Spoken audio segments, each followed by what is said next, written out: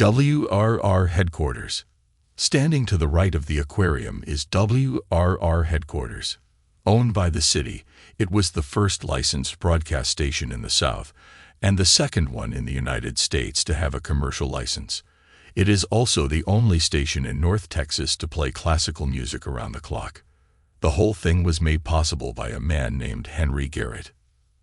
Born in Canada around 1861, Henry and his family moved to California and Nebraska before arriving in Dallas.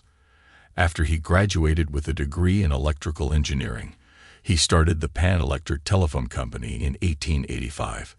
The company failed, and Henry tried looking for a new venue. He found one when he was hired to install an electric light system for the first season of the State Fair. He then spent time serving Southwestern Bell and the Dallas Street Railway Company.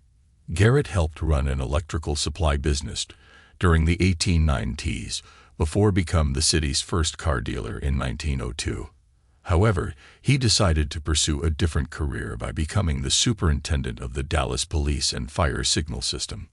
While enjoying his free time, Garrett pursued his interest in radios, often experimenting with the equipment.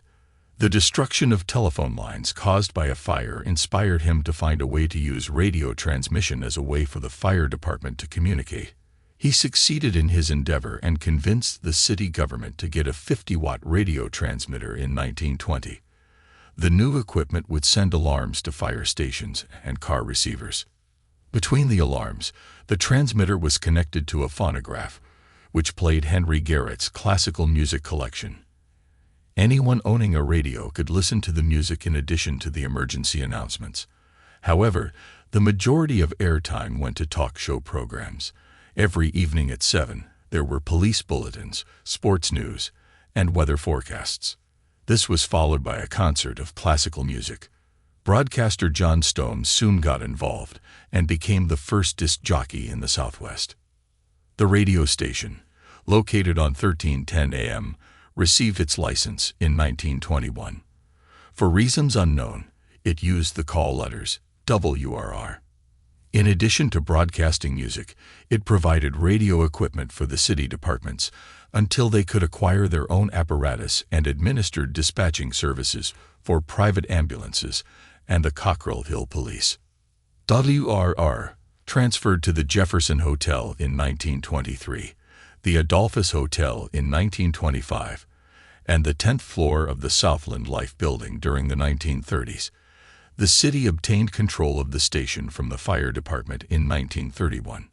5 years later, it moved into the police and fire building at Fair Park in time for the Centennial Exposition. The station obtained its FM license in 1948 and started broadcasting classical music on its 100 and 1.1 position on the radio dial. However, management decided to keep both the AM and FM frequencies. The final headquarters was entered in 1973.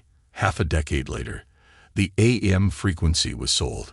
The station is currently operated by the City of Dallas Office of Cultural Affairs, which treats it as a business by relying on advertising and sponsorships instead of tax revenue. In addition to the regular format, the broadcast is available in digital format on the Internet. As time marches onward, WRR is the oldest same-owner radio station in the United States.